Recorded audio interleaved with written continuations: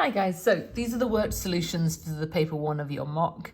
Don't feel the need to watch every single second of this video. I'm sure there'll be some questions that you feel fine about and you're very welcome to skip through those. So just watch the bits that you feel like you want a little bit of extra help with.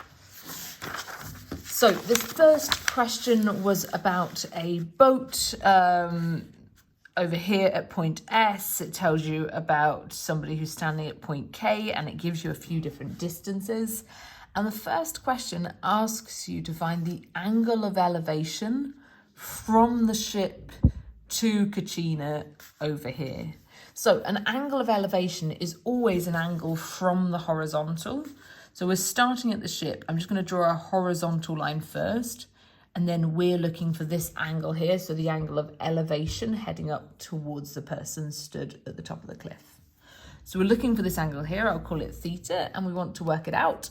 Now we probably could use these, could we use the sine rule or the cosine rule? Perhaps the sine rule, but if I'm honest, I can see that this is a right angle triangle here, so rather than using the sine rule or the cosine rule, I'm going to use SOHCAHTOA instead. So the first thing I need to do is label up this triangle. So this side I would call the opposite.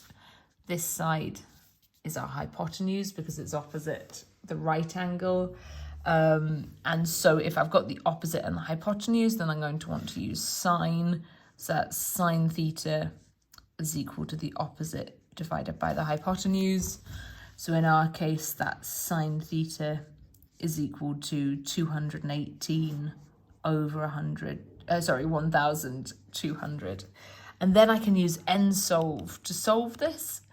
So if I go to numerical solve and type in sine x is equal to 218 over 1,200, comma x, and I press enter, then it tells me that this angle theta is equal to 10.5 if we're going for 3 significant figures. So I know that this angle is 10.5 degrees, and then it asks us to find this horizontal distance from the ship to the base of the cliff. Now I could use SOHCAHTOA again with this angle to find this side here, but I also know these two sides and I want to find this final side.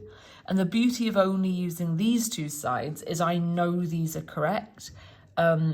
So there's not any possibility that I've made an error with this angle as I then work out this bottom side. So if I know two sides of a right angle triangle and I want to find the third one, then I want to use Pythagoras for part B.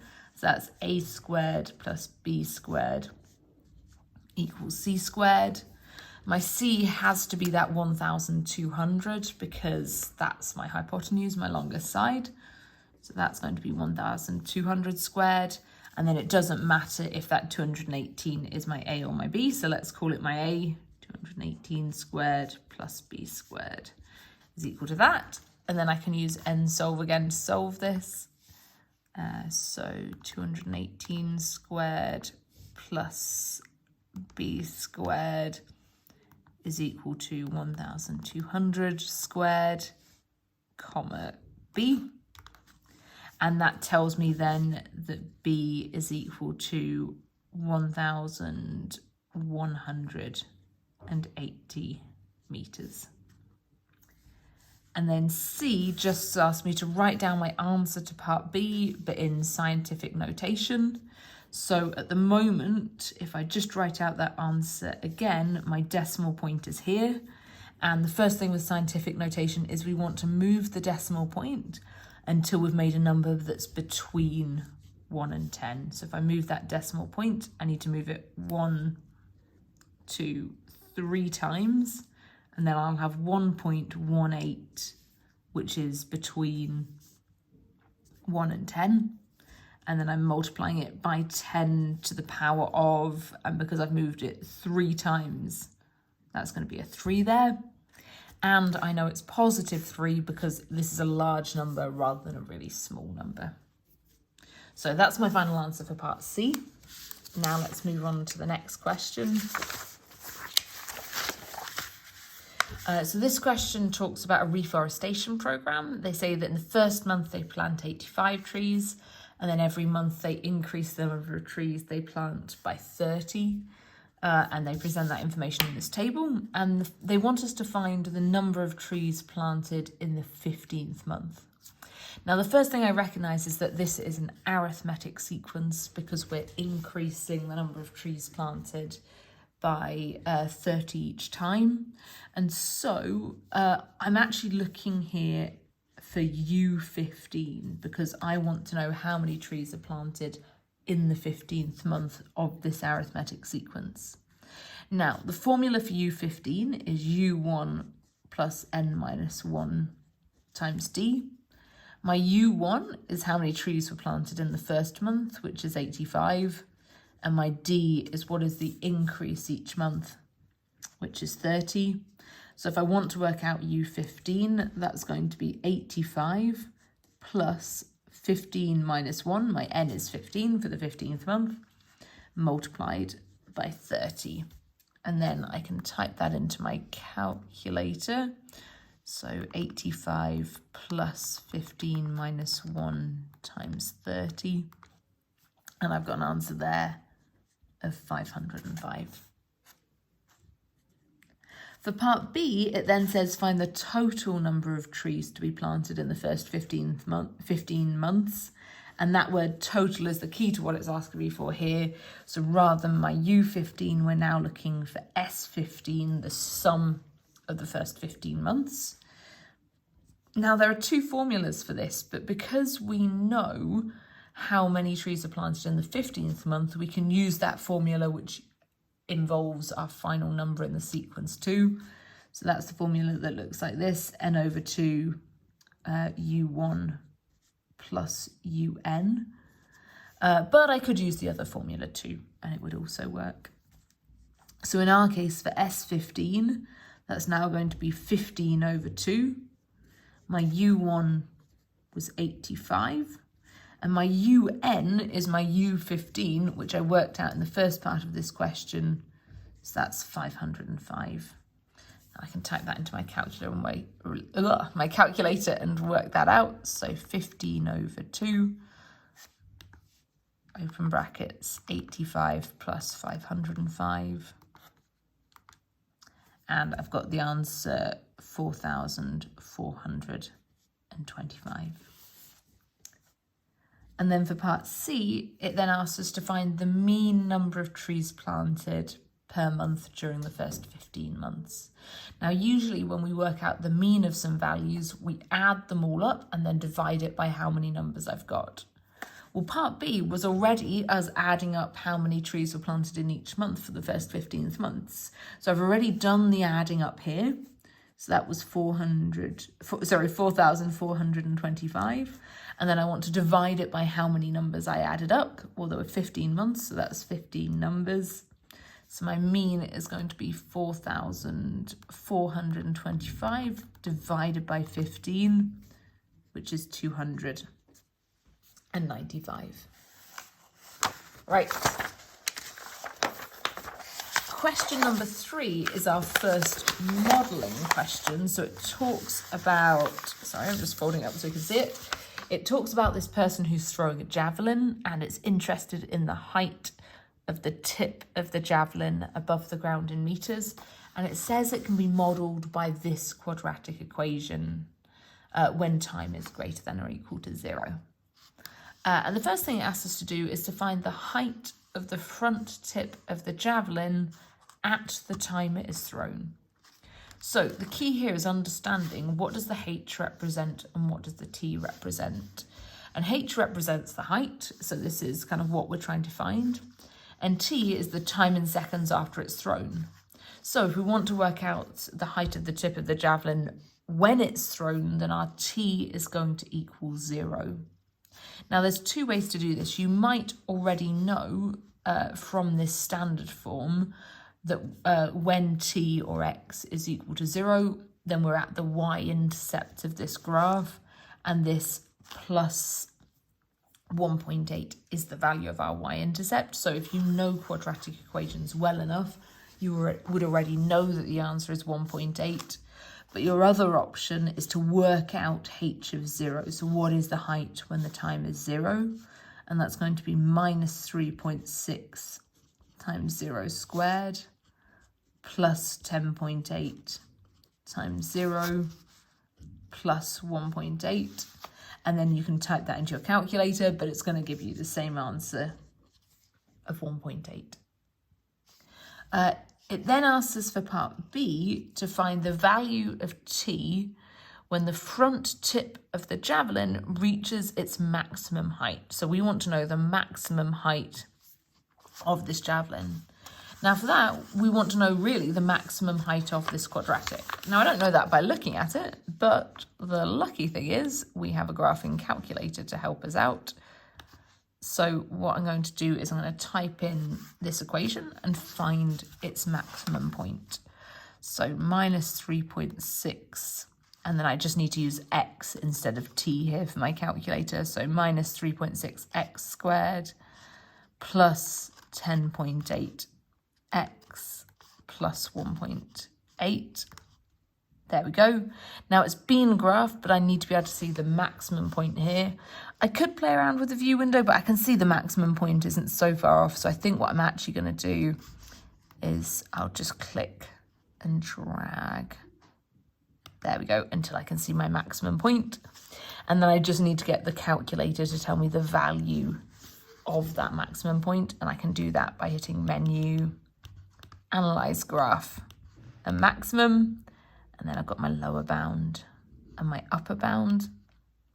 And what it tells me is this coordinate of the maximum point is 1.5, 9.9. Actually, have I? Sorry, guys. I feel like I've made a mistake there because I didn't think. Oh, no, sorry, my mistake. I was just, I hadn't read the question properly because I know the answer should be 1.5. So let me go through that again. This is our maximum coordinate, but what it's asking us to do is to find the value of t when the front tip of the javelin reaches its maximum height. And our t is our input of this function, so it is our x coordinate. So this is my value of t here. So my answer really should just be that 1.5. And then for part C, it says find the value of t when the front tip of the javelin strikes the ground. So if we take a look at this graph, we're interested in this point here, this root, this 0, where the javelin strikes the ground. And again, I can get the calculator to find that for me. I can go to Analyze Graph. In fact, hang on a sec, why are we making this so complicated? I could have done both of these actually with Trace, because a maximum point, it's going to tell me really easily. There we go. And I can keep scrolling and find this 0 here. So what it says is it strikes the ground when t, our input, our x coordinate, is equal to 3.16. There we go. Right. Question number 4 is our first hypothesis testing question. It's about Sergio, who wants to know whether an adult's favourite breakfast berry depends on their income level. I think Sergio needs to get out more, but that is fine. Sergio is busy making a question for a maths exam. So we've got here this chi-squared test for independence, and the first thing it asks us to do is to write down the null hypothesis. Now, you've just got to memorize these null and alternative hypotheses for the 3 different hypothesis tests. And for a chi-squared test for independence, the null hypothesis is that the 2 variables are independent of each other. Now, you can't just write the 2 variables are independent of each other. You do need to state what the 2 variables are. So, favourite berry and income level are independent of each other. Part B then asks us to find the chi-squared test statistic. Now, to be able to do that, I need to have put this information into my calculator and ask it to find that for me. And because it's a test for independence, rather than using the spreadsheet part of the calculator, I go to the calculator part of the calculator and I want to input in a matrix with this information. So I'm going to create my matrix. It's a 3x3 matrix. There we go, 3x3. And then I just need to fill this in, bear with me. 21, 39, 30. Oh, wrong one, sorry. 39, 67, 42, 32. What am I doing, guys? I think you're probably better at using the calculator than me.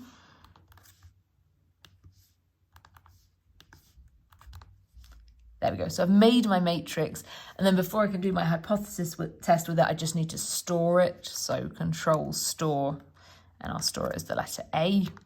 There we go. So I've just stored it, and now I'm ready to actually do that hypothesis test. So Menu, Statistics, Stat Tests, and it's a chi-squared two-way test. That's the other name for a chi-squared test for independence. My observed matrix is the matrix A, but I'll just select it rather than typing it in to make sure I've got the right one there.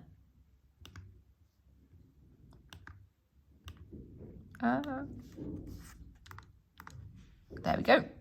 And then I've got all of my information there, including my chi-squared value there. So my chi-squared value is 2.27 if I go to 3 significant figures. And then it tells me my critical value for this hypothesis test, and it asks me to write down the conclusion to the test and justify it. So I'm going to compare my chi-squared value with my chi-squared test statistic. My critical value. Let me try that again. So I'm comparing my test statistic, which is 2.27, with my critical value, which is 7.78. And I can see that it is smaller than that. And again, this next step is just something you need to learn. But if your test statistic is less than your critical value, then we accept the null hypothesis. There we go. And I finished with that question.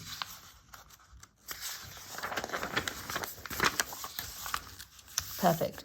We're round to another modelling question here. So it's about a heated cup of coffee that is allowed to cool down to room temperature. And they've got an equation for that model. And the first thing it asks us to do is to find the temperature after 16 minutes. So that capital T represents the temperature, but the little t in the equation over here is the time in minutes after it started to cool. So I'm going to replace that little t with a 16 to work this out. So I want to know the temperature when the time is 16.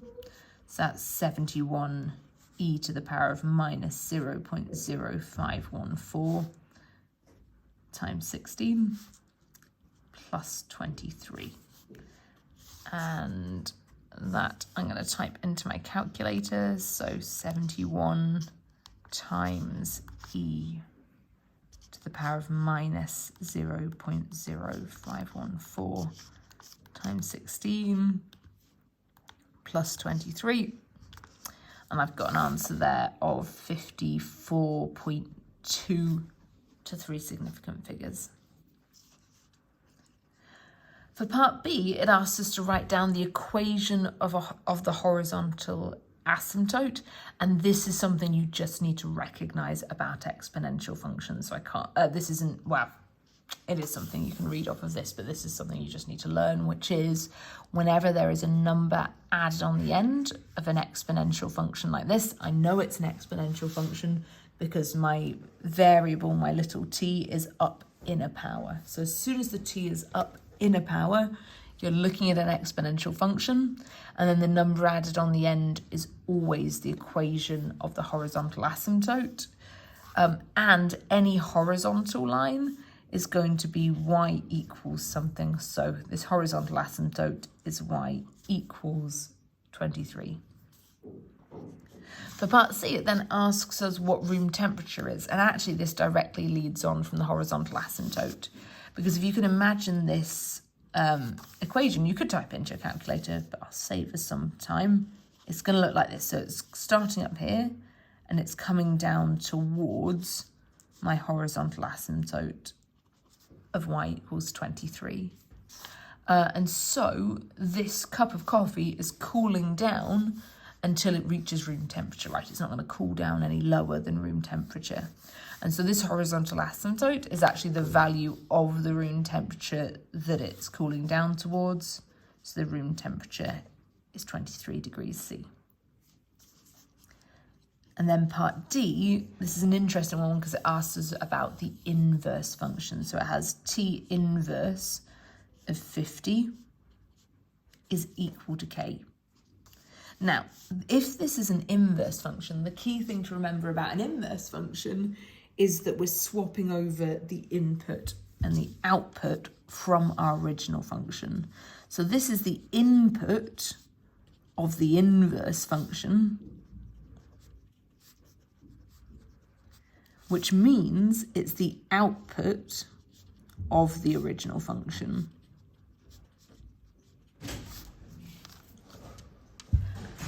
So what I'm going to do is I'm going to replace the output of my original function with that value of 50, and then I can use nsolve to find the value of t there. So it's going to look like this. 50 is equal to 71 e to the power of minus 0.0514 times t plus 23. And then we can head over to the calculator and get it to tell us what that value of t is.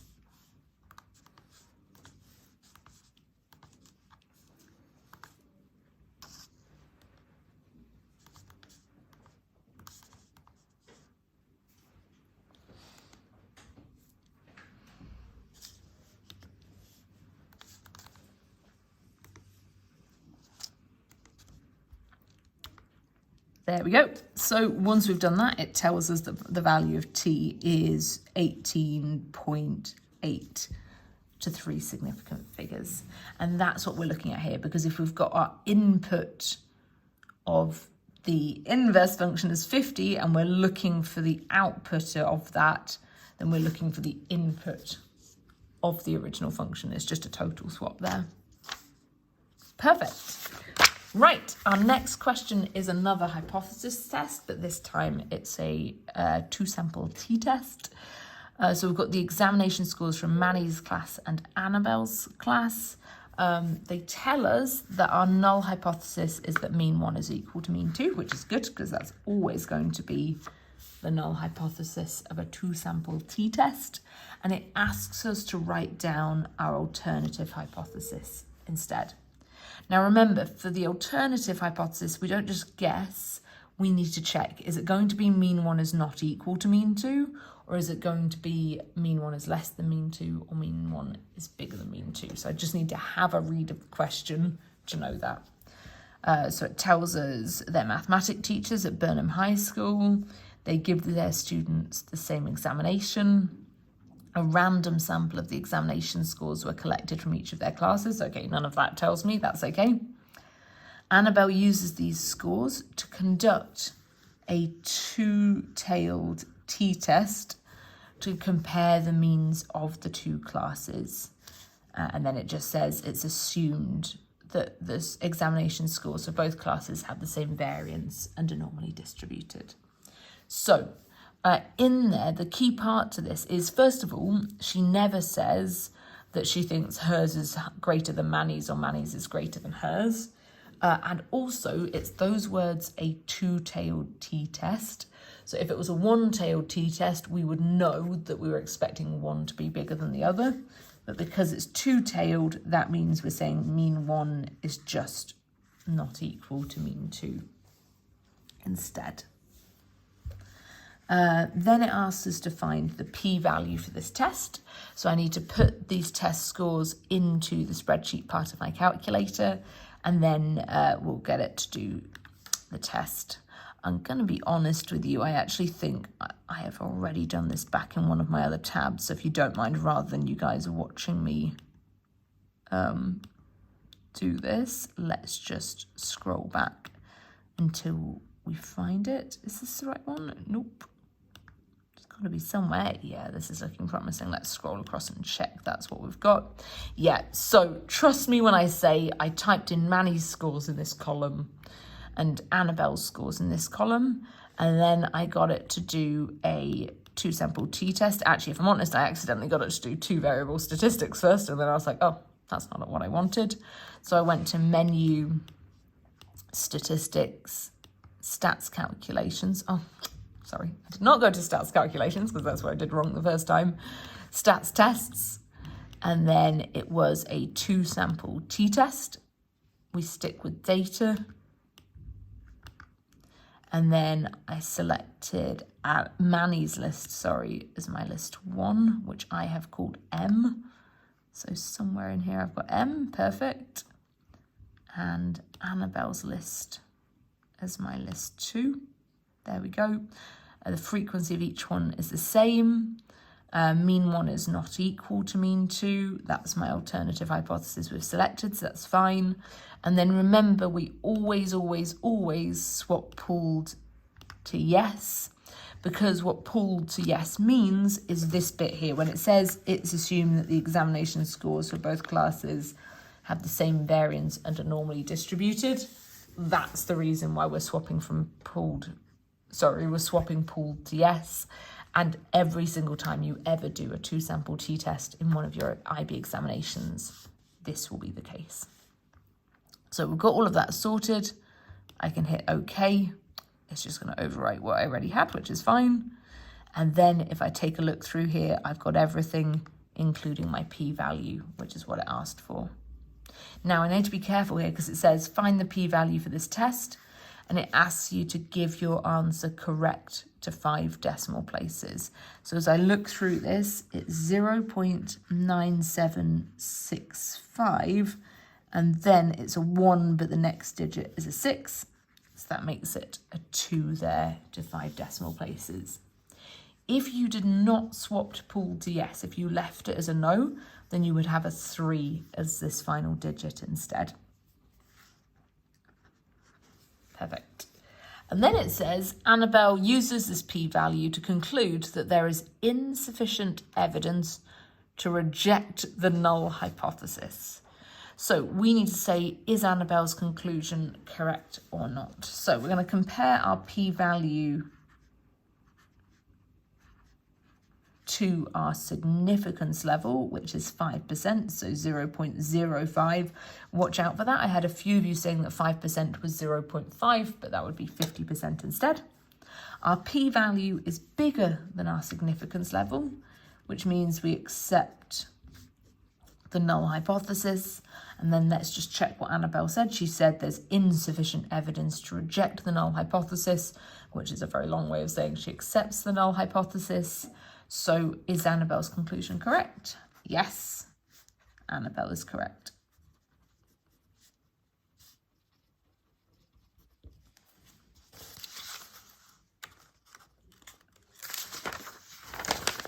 Okay. Question number 7 is actually a finance solver question. And if I'm honest, as I looked through, it didn't seem like many of you had used the finance solver. Most of you had actually used the compound interest formula instead. I can understand why, because it talks about some interest in it being compounded monthly. But the issue with using the compound interest formula is this sentence here where it says at the end of each month, Laviola, deposits an additional €500 into the savings account. So the compound interest formula is fine if we just have an initial amount of money and then we're just taking the compound interest on it. But as soon as we're making additional payments, the compound interest formula isn't fit for purpose and we need to use the finance solver instead. Now, can I give you some advice here, which is, I'm just going to click this over so you can see it. This question was worth 4 marks. But if all you do is use the finance solver and write down your answer, you're either going to be right or wrong. So you're either going to have those 4 marks or you're not going to have those 4 marks. So can I really strongly recommend that when you use the finance solver, you actually write down everything you input into your finance solver, because that gives the examiner the opportunity to give you some working marks here as well. So let's take a look at the finance solver, which is in the main part of the calculator. So menu, finance solver. And let's take a look through this question. So I'm just going to read it from start to finish because I think we need that before we can use the finance solver. It says, on the 1st of December 2022, Laviola invests €800 into a savings account. So let's tab through. Remember, you need to tab through for this. Oh, you've actually got my original values in here. So our present value is the original amount that we put in, and that is going to be €800. And it says the savings account has a nominal annual interest rate of 7.5%. So you'll notice here I put my interest rate in, that I in as 7.5. At the end of each month, she deposits an additional €500 into the savings account. Now you'll notice what I've typed in here now is minus 500, but I'll be honest with you, when I first did this question, I actually put in a positive 500 first, and I think that might be something you'd have done as well. So for now, I'm going to put in positive 500, then we'll take a look at the solution we get and we'll see why I realised the mistake I'd made there. So 800 in to begin with, 500 in as my payments, a 7.5% interest rate, and we're looking to keep going to the end of K months until she has enough money to withdraw €10,000. So that means we want our future value there to be 10,000. And then I just need to check the other bits. So payments per year, which is paying in at the end of each month. So 12 payments per year. Compounding periods per year, also 12, because it says that 7.5% is compounded monthly. And then the payments are at the end of the month. Yeah, it says that back here. So what are we trying to find? We're trying to find the number of payments that happen. So this is the bit that we're trying to find. Now, before I type that all in, if I want to pick up marks, I would write all of this down. So I'd say my N is what I'm trying to find. My I is 7.5. My PV is 800. My PMT for now, I'm going to put in as 500. Future value, 10,000. Payments per year, 12. Compounding periods per year, 12. And payments at end. There we go. So it doesn't take too long to write that down. And then if you have made a mistake in here, for 4 marks, you'll certainly get some credit for some of that if you write it down. So let me show you what happens now. I want to find out what N is. So I come back up to this box and I press enter. And when I do that, it gives me a negative number of monthly payments, which is clearly wrong, right? So this is what happened when I did this paper, when I was working out the solutions for you guys. I did this, I got that negative value and I was like, oh, I've gone wrong somewhere. And usually when it's gone wrong, when you've got an answer where you're like, I know that's not the answer because it's negative and it should be positive, what you've done is you've got one of your other values positive when it should be negative, or the other way around. Now, as I take a look through, I'm just going to tab through. My 7.5% interest is fine. My 800 as my original value is fine. But actually, it's these payments that should be negative, because when you make a payment, you are losing money. So that's the reason why I swapped this then to a negative 500, because I'm giving away 500 as I make those payments. And now if I tab back round again to N and press enter, it now gives me my correct N value. So my N is equal to 20.5-ish. But if I take a look here, this value is actually about how many months, and it all only happens at the end of a month. So while I've got this answer of 20.5, it does say here that it wants it to be a whole number. It wants it to be an integer. And so I'm actually looking for my K to equal 21 there, because it needs to be at the end of this month for me to have reached that 10,000. And then it says, okay, for this value of K that we've just found, so for K equals 21, find the interest earned in the savings account and express your answer correct to the nearest euro. So now I need to go back into here. And even though I've got this decimal answer, we're now saying, okay, it's not going to be 20.5 months. I'm going to swap that to 21 months. And I want to find out what is my actual future value after 21 months. So let's just tab through to my future value and press enter. And actually my future value, I'll do this down here as a separate section. My future value after 21 months is 10,271.14. I'll just give it a bit of extra decimal places there. So that's my future value, but I want to know how much interest have I earned. And the way to work out how much interest I've earned is I need to minus off how much money I've personally put in there, because the money I've put in there isn't my interest. The interest is the money I've got on top of that. So I put in an original 800 into that account, and I've put in some €500 payments at the end of each month for 21 months. So here's my original amount and all the other payments I've made. So the amount of money I've put into this account is 800 plus 500 times 21, which is 11,000. Sorry, I have made a mistake there.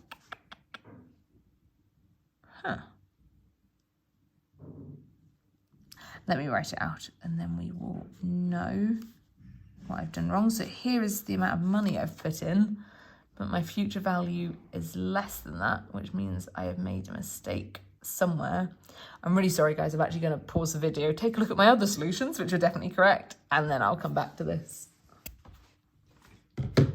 Okay, I've been away and I've come back and I've had another think, and if I'm honest, to chat with Mr. Stewart, and I've worked this one out.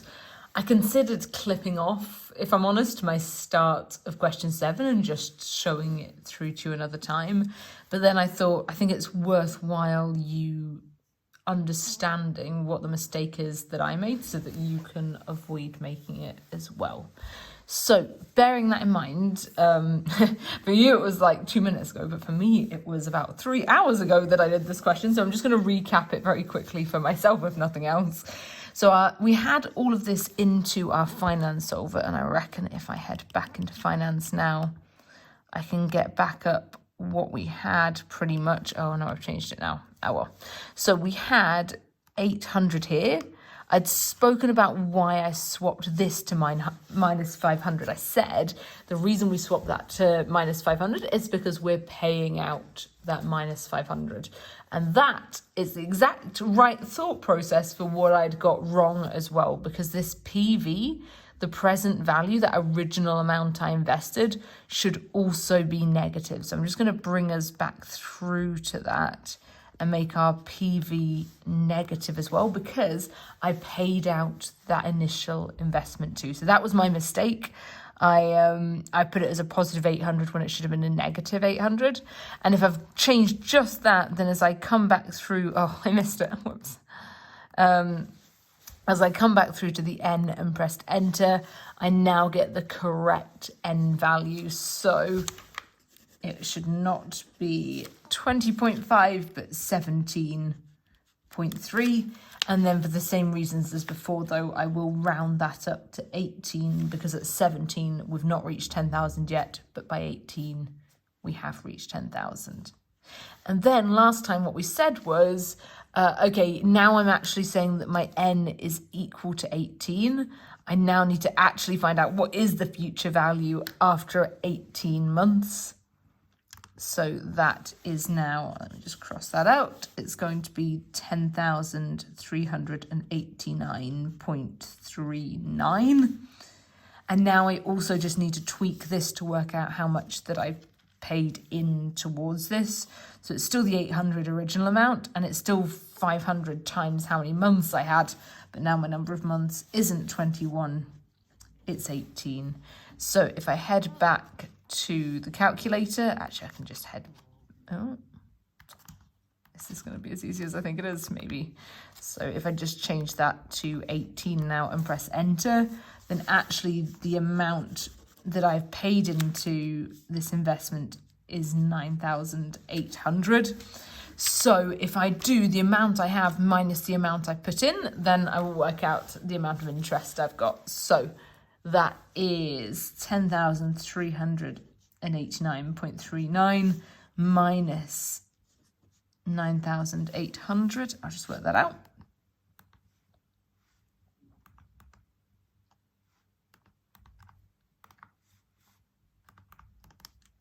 Oh, hang on a sec. There we go. And so the amount of interest evident there is 589.39. There we go. Right, finally through question 7. Fingers crossed it gets a little bit easier from there. Let's head on to question 8. So, question 8 talks about some times it takes to drive around a racetrack, and it says that they are normally distributed with a mean of 59 seconds and a standard deviation of 3 seconds. So the first thing I'm going to do is draw out my normal distribution. I'm going to pop in my mean there of 59 seconds, and I'm just going to make a little note that the standard deviation is 3 seconds as well. And then it says, find the probability that Roy completes a lap in less than 55 seconds. So I can mark in 55 here. I know it's going to be to the left of my mean. And we're interested in him completing it in less than 55 seconds. There we go. So we're interested in that area there. And then I can work that out using my calculator. So if I head to probability, distributions, and normal CDF, we never use normal PDF. And then my lower bound actually is correct in there because I just want it to be like negative 99999. My upper bound is going to be 55. My mean is 59. And my standard deviation is 3. There we go. And then I can press enter on that. And it tells me that that probability is equal to 0.0912 to 3 significant figures. And then for B, it's quite an interesting question actually. It says, okay, so he completes a 20-lap race and his expected value of laps that will take more than t seconds is 8.6. And then he wants us to find the value of t. So it feels like an inverse normal question, right? There's some value of t, and the probability, or we should know the probability of taking more than t seconds so that we can find that boundary t. But it's not quite as simple as that because we haven't been given this probability yet. Instead, we need to work it out. But we do know our expected value. And usually we do our probability multiplied by how many times it's happening. So it should be our probability multiplied by 20, giving us that expected value of 8.6. So I can actually work out what this probability is by doing 8.6 divided by that 20. So let's work that out. 8.6, oh, not minus 20, divided by 20 is equal to 0.43. So we're saying that this area here is 0.43, and we'd like to find this boundary. So let's head over to our calculator now, where we'll head over to the inverse normal section. There we go. And it asks us for our area. Now remember, this area has to be this area over to the left. So we know the area to the right is 0.43, which means I know this area to the left has to be 0.57.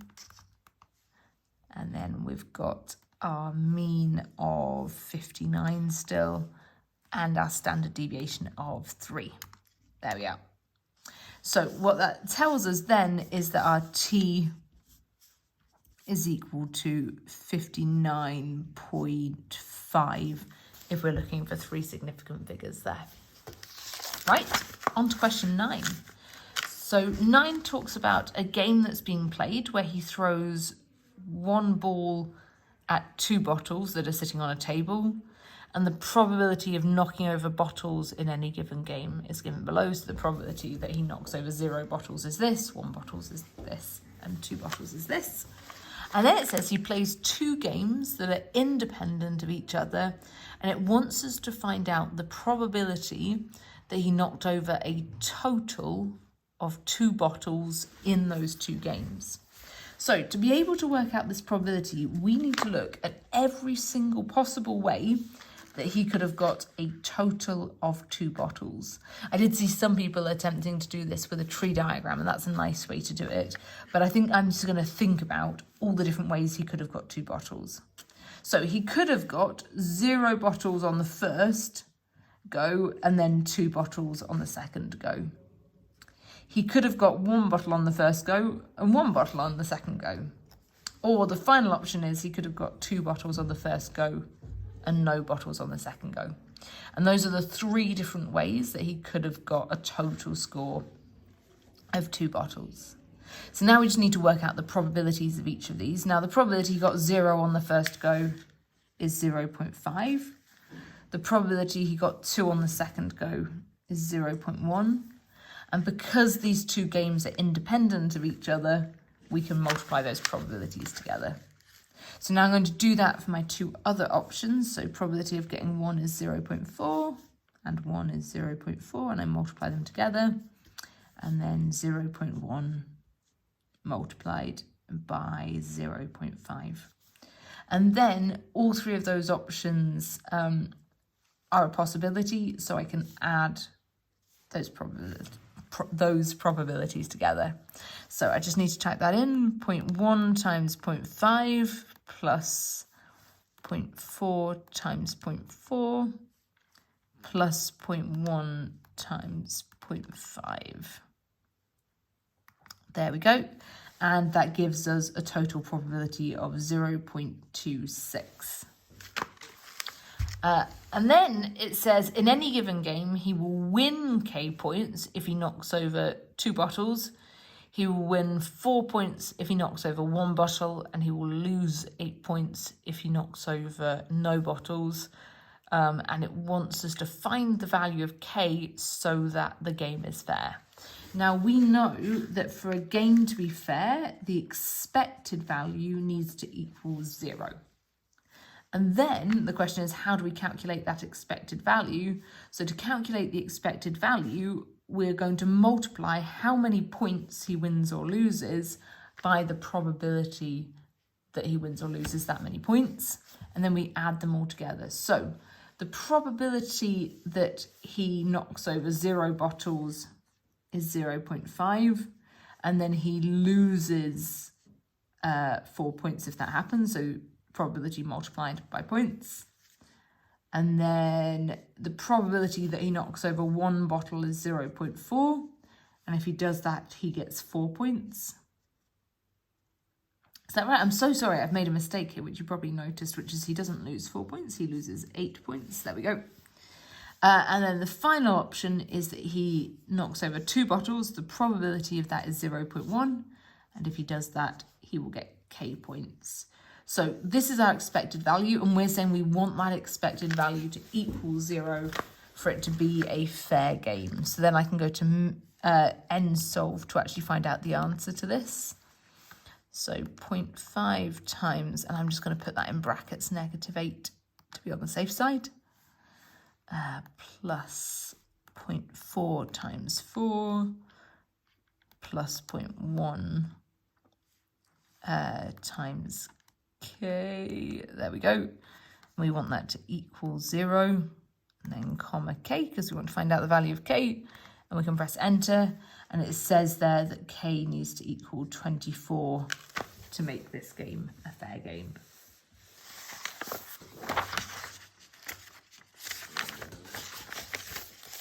Okay, number 10 is back to being a modelling question.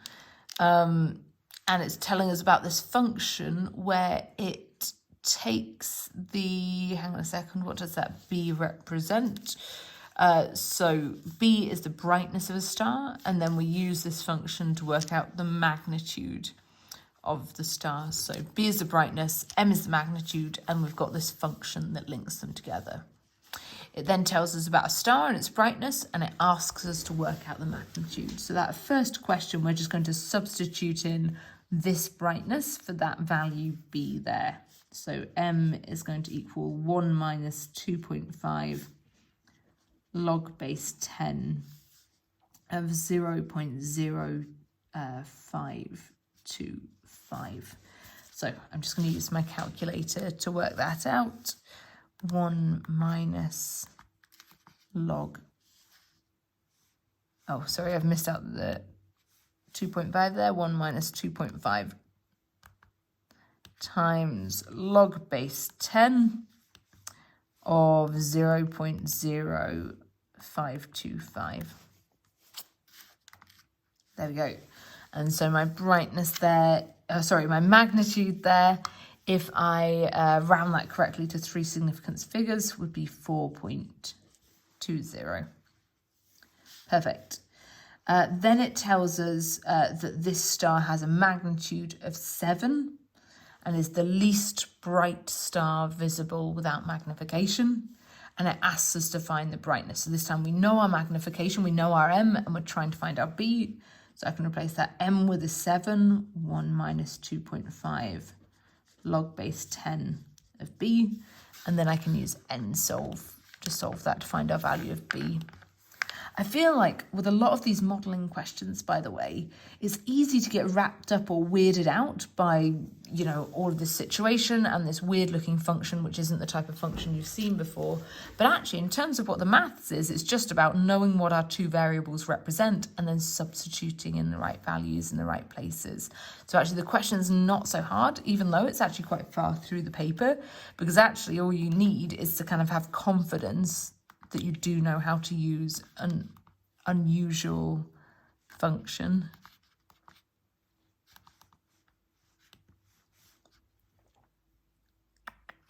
There we go. Oops, sorry, too many brackets. There we go. So NSolve should give us our value of B there. So B is equal to 0.00398, so 3 significant figures. And then C says, how many times brighter is Acubens compared to Ceres? I'm probably saying both of those wrong, but oh well. So we're comparing the brightnesses of the two. So we have the brightness of Acubens here, 0.0525. We have the brightness of Ceres, we just worked it out, and so we want to work out how many times brighter is this than this. So if I do this divided by 0.00398, that will give me how many times brighter it is. So 0.0525 divided by 0.00398. There we go, so that rounds to 13.2 to 3 significant figures, so 13.2 times brighter. Right, let's move on to question 11. And I have to say, I would say 11 and, sorry, let me just check the next question. I actually think, personally, I thought 12 was a little bit easier. I think 11 is actually the hardest question in this paper. You might disagree with me, but I think this one's the hardest because it kind of, I think this is the most unusual one on the paper, and I always find those level 7 questions are the ones that are a little bit out of your comfort zone and not necessarily like anything that you've seen before. So it tells us that Christie's house is located on a long straight road, here it is, which traverses east to west. And the road can be modelled by the equation y equals 0. So the x-axis here is the equation y equals 0. And it says her home is there at the origin. It says she's training for a marathon by running from her home to a point on the road and then returning to her home by bus. So she runs to the point and then returns back by bus. And it says the first day she runs here in the east direction to A and then takes the bus back. Then she runs in the opposite direction to B on the second day. And on the third day, she goes all the way out to C and back again. And it gives us a diagram to represent that information. And then it says each day Christy, did I call her Chrissy before? Not sure. Each day, Christy increases the distance she runs. The point she reaches each day can be represented by an x coordinate, and these x coordinates form a geometric sequence. So it's saying that her run, as it progresses, forms a geometric sequence. And then it asks us to show that the common ratio is minus 1.5. So with a show that question, you need to start with everything you've been told before here. So you can use anything above this line. But the very final thing you need to show is that r is equal to minus 1.5. So just to be clear, you cannot use the fact that r is equal to minus 1.5 anywhere in this question until your very final line. So what do we know? We do know her first run is out to 2. We know B is out in the other direction, and we know her third run is out to 4.5. So I think this is the information we actually need to use. Now we know that geometric sequences use the formula un is equal to u1 r to the power of n minus 1. And we actually have a couple of different points here. We know our u1, but we would just end up with u1 equals u1 here, which is true, but not particularly useful. But we also have our u3. So I think what I'd like to do is fill out this formula for u3 and see what we can do with that. So my u3 is equal to u1, which is 2, times r, which I don't know, that's what I'm trying to find out, to the power of n minus 1, and our n is 3, so that's 3 minus 1, which is 2. And I also know that u3 is equal to 4.5 because that's where she runs to on the third day. So 4.5 is equal to 2 times r squared. And now I want to find out what r is equal to. So the first thing I'm going to do is divide 4.5 by 2. I could use nsolve for this, but because it's a show that question, I really want to show every step that I'm doing. So 4.5 divided by 2 is 2.25. So r squared is equal to 2.25. And then I can square root that 2.25. And when I do that, it's really interesting because it actually gives me that r is equal to 1.5, positive 1.5, whereas it's asking me to show that the common ratio is negative 1.5.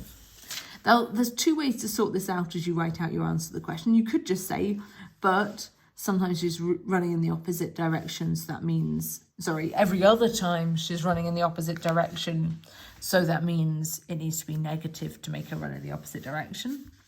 Personally, what I decided to do is say, okay, when I square root that, actually, I get the positive and negative square root, so I get both of those answers. And then I wrote a little sentence which said, but it does have to be the negative one, so that every other time she's running in the west direction rather than the east direction. But you need to write that down. You need to explain why it's the negative r instead. So I'd write something like this.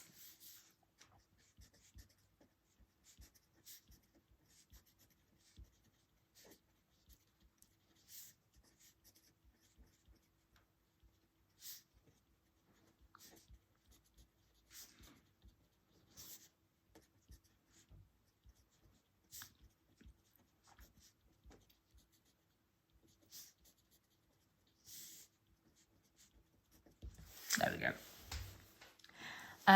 It then says on the 6th day, Christy runs to point F and it wants us to find the location of point F. So we need to find U6, which is going to be U1, 2. We can now use that R, minus 1.5 to the power of 6 minus 1. And I can put that into my calculator.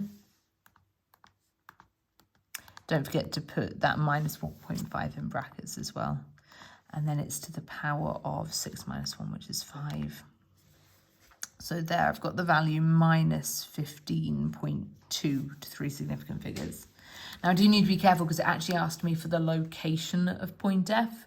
And I would say that then needs to be in coordinate form instead. So what we can see is our geometric sequence forms that x coordinate, and then the y coordinate is always equal to 0. So my final position for it is minus 15.2, 0. And then part C is a really interesting question because it says, find the total distance that she runs during the first 7 days. Now, the first thing that jumps out to me is that word total, which says I want to be summing this sequence. So I'm looking for S7 of this sequence. And I want to show you what I did as I completed this exam, because it's likely to be the kind of thing that you would do as you complete this exam as well. So I wrote out the geometric sequence formula for S7, which is U1 r to the power of 7 minus 1 over r minus 1. And I'm just going to fill that out on the other side of this barcode. So we've got 2 minus 1.5 to the power of 7 minus 1 all over minus 1.5 minus 1. There we go. So this is how I filled it out the first time. And then when you work that out, you get this. So we've got 2 times minus 1.5 to the power of 7 minus 1, and then minus 1.5 minus 1. And when I press enter on that, I get a legitimate answer for what I asked my calculator to do, but it tells me that her total distance she's run is 14.5. Now, I know that can't possibly be the correct total distance, because I know that on the 6th day she ran 15.5 kilometers in this direction. So there's no chance that the total distance she's run is this. So this is what I did when I was doing the exam. And then I was like, oh, that can't be the right answer. And then I realized that because we've got that negative r, as we sum it, the ones in this direction are cancelling out with the ones in this direction. And that's why as we sum the sequence, it's giving us this low number. So to be able to rectify that, I actually went back to my formula and I made each of these positive, because that would make it kind of like she was running in the same direction every single time, which isn't true. But if I want to find out her total distance, I don't want to be cancelling out the ones that are heading in the west direction. So by making this positive, I kind of undo that. So I'm actually going to go back into my formula and delete those negatives in front of the 1.5. And then this will give me the actual total distance that she ran, which is 64.3 kilometers. Right. Our final question. Actually, oh no, sorry, false hope. It is not our final question. It's close. Actually, sorry, I take it back. That final question, 13, is definitely the hardest question. But I'd say 11 is harder than 12, in my opinion. But maybe that's just because we've done the 12 topic recently as well. So the 12 topic is about modelling a place on the outside of a circular wheel as it spins round. They give it the direction of a cat running inside an exercise wheel. I've never seen a cat running inside an exercise wheel, but that's okay. It's an IB exam. Why does it need to be realistic? And it talks about the movement of this point around it. And it says it follows a model like this. So the height is equal to A times sine B of t plus C. And it asks us to basically find out what A, B, and C are equal to. Now, the first thing it tells us is that when time is 0, the point is located at 78 centimetres. So if we call this 78 centimetres, this is our starting point when t is 0. Now this is a sine function, which means we start in the middle of the curve, so it's going to look something like this, right? And that 78 centimetres is in the middle of our curve, because that's the nature of a sine curve. That's what it looks like.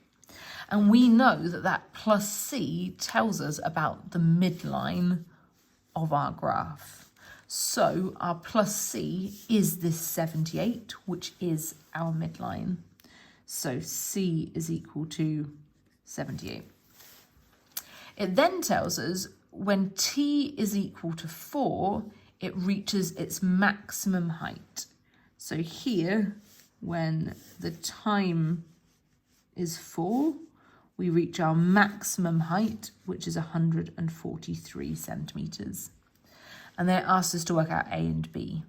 So A, that value in front, is our amplitude. And our amplitude is the distance from the midline to the top of this function, which is whatever the difference is between 143 and 78. So 143 minus 78 tells us our amplitude.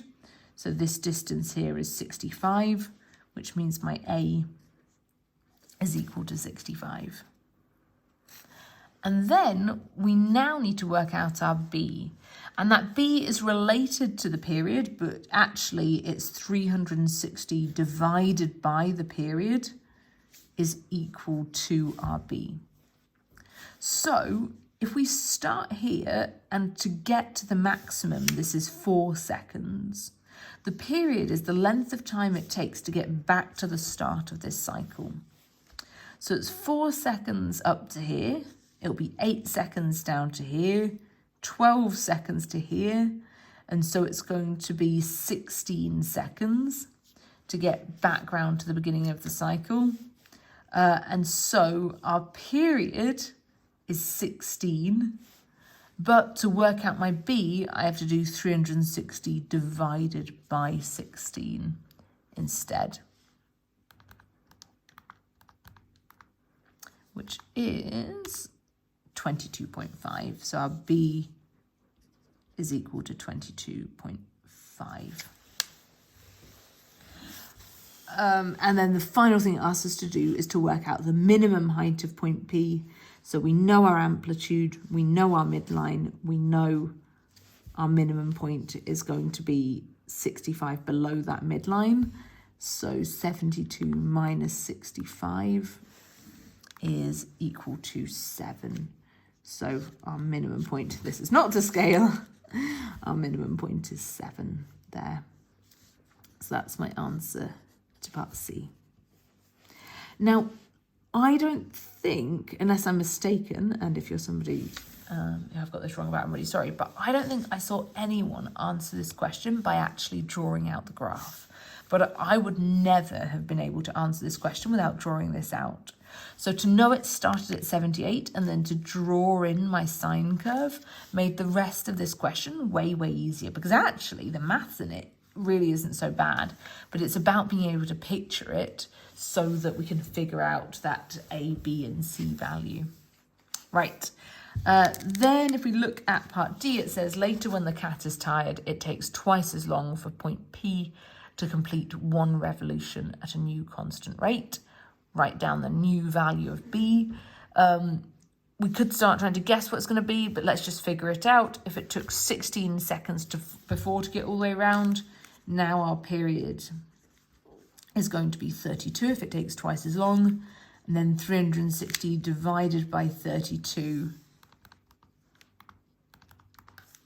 is 11.25. So it's interesting, right? Even though the period has doubled, our B value has actually halved because there's that kind of dividing relationship there. But you would have got a follow-through mark as long as you halved whatever you had for your B there. Right, on to our final question of the paper. Hooray!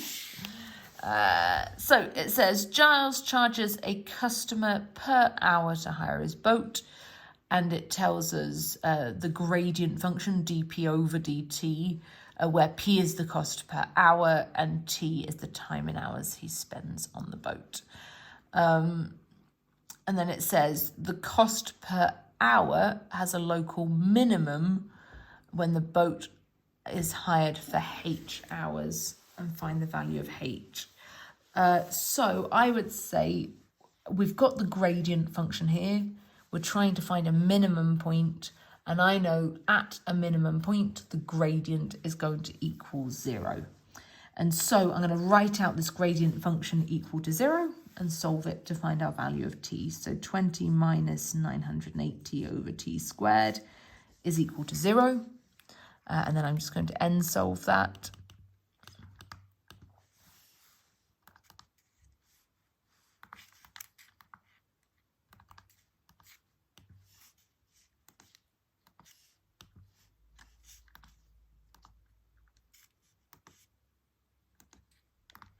There we go, and it tells us that t is equal to 7, so it's at a minimum for 7 hours.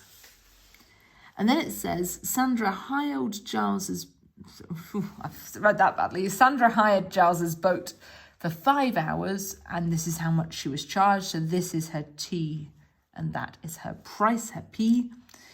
And then it says, Yvonne hires his boat for 7 hours, show that the cost per hour for Yvonne, don't know, is 312.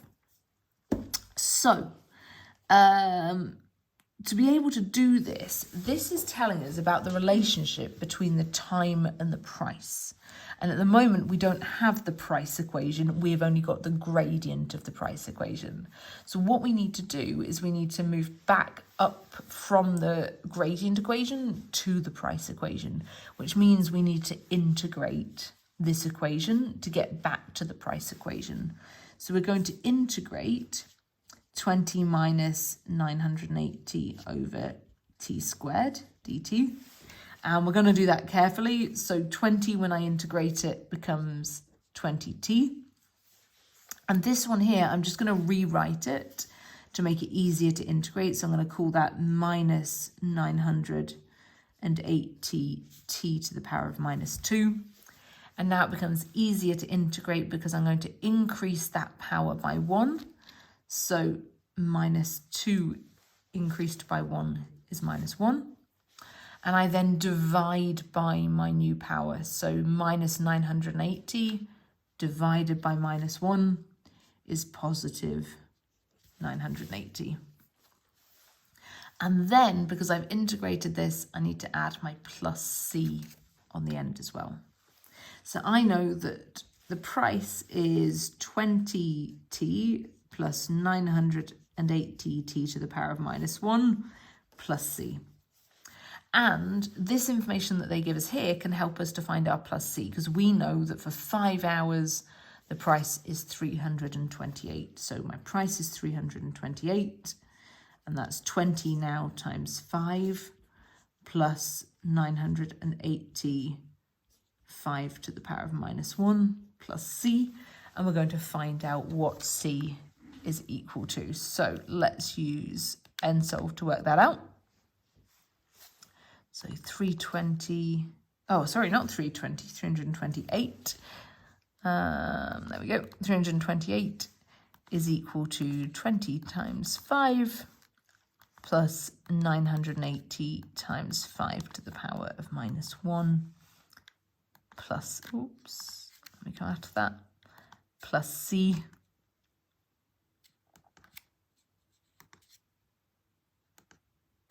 There we go, and it tells us that c is equal to 32. So our full correct price equation is p is equal to 20t plus 980 t to the power of minus 1 plus 32.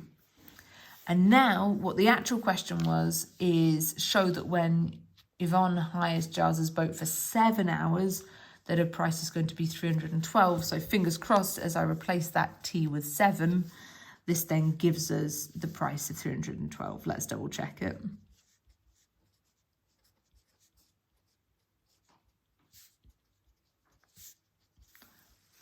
So 20 times 7 plus 980 times 7 to the power of minus 1 plus 32. Please, please, please equal 312. Whew. Good. There we go. So we've managed to show that that is her price per hour. Fantastic. Let me know if you have any questions about that. I'm really happy to sit down with each of you and go through any final questions that you've got.